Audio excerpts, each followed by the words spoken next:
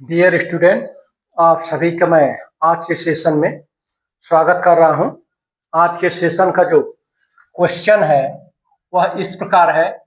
अभिक्रिया CH4 plus Cl2 CCl4 plus 4HCl में carbon की ऑक्सीकरण अवस्था में क्या परिवर्तन हो रहा है। कहने का मतलब कि मेथेन की अभिक्रिया जब क्लोरीन गैस से कराई जाती है और कार्बन टेट्राक्लोराइड बनता है प्लस HCl हाइड्रोक्लोरिक एसिड बनता है, इस अभिक्रिया में कार्बन की ऑक्सीकरण अवस्था में क्या परिवर्तन होता है इसके बारे में पूछा जा रहा है डियर स्टूडेंट। तो इसका सिंपल सा सॉल्यूशन है, ज्यादा हार्ड क्वेश्चन नहीं है। 11th में आप सब इसको रीड कर लिए हैं। तो CH4 में पहले ऑक्सीजन की कार्बन की ऑक्सीकरण अवस्था देखते हैं। तो CH4 चूंकि कंपाउंड है तो इस CH4 में दो तत्व है, कार्बन और हाइड्रोजन। इन दोनों की ऑक्सीकरण संख्या का योग क्या होगा? 0 होगा। कार्बन की ऑक्सीकरण आपको निकालना है। कार्बन 1 है तो 1 x हो गया, कार्बन के नीचे x लिखो। और यदि कार्बन 2 होता तो यहाँ पर 2x हो जाता है। प्लस हाइड्रोजन की ऑक्सीकरण अवस्था +1 होती है, क्योंकि ये फर्स्ट ग्रुप का एलिमेंट है तो ये हो जाएगा 1 मल्टीप्लाइड बाई 4 हाइड्रोजन है इज इक्वल टू क्या हो गया? 4 हो गया। या फिर इसी को सिंप्लीफाई करेंगे तो x प्लस का 4 इक्वल टू 0 या x बराबर क्या हो जाएगा? -4।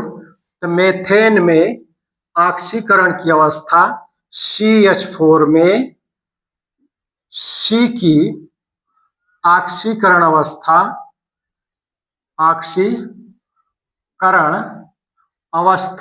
या संख्या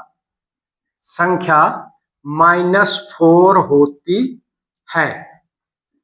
ठीक है, तो यहां से कार्बन चल रहा है -4 ऑक्सीकरण अवस्था से और बना क्या रहा है? CCl4।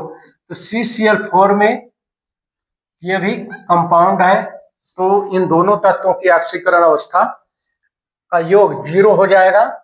तो इसमें भी आप कार्बन की ऑक्सीकरण अवस्था निकालेंगे, क्योंकि कार्बन 1 है इसलिए इसके नीचे 1x हो गया। प्लस यहाँ पर क्लोरीन की ऑक्सीकरण अवस्था -1 होती है। 4 क्लोरीन है, मल्टीप्लाइड बाई 4 हो गया। ऑक्सीकरण अवस्था क्लोरीन की चूंकि 17 समूह का एलिमेंट है और 17 समूह के जितने भी एलिमेंट होते हैं उनकी ऑक्सीकरण अवस्था -1 होती है, इज इक्वल टू 0 हो गया। x माइनस का 4 इज इक्वल टू का 0, x बराबर क्या हो जाएगा? 4 हो जाएगा। और यहां पर CCl4 में कार्बन की ऑक्सीकरण अवस्था ऑक्सीडेशन स्टेट कितनी होती है? +4। ठीक है, कहां से चला था? मेथेन से क्या बना? Carbon tetrachloride. मेथेन में इसकी ऑक्सीकरण अवस्था क्या हुई? -4। और कार्बन टेट्राक्लोराइड में कार्बन की ऑक्सीकरण अवस्था 4 आ गई।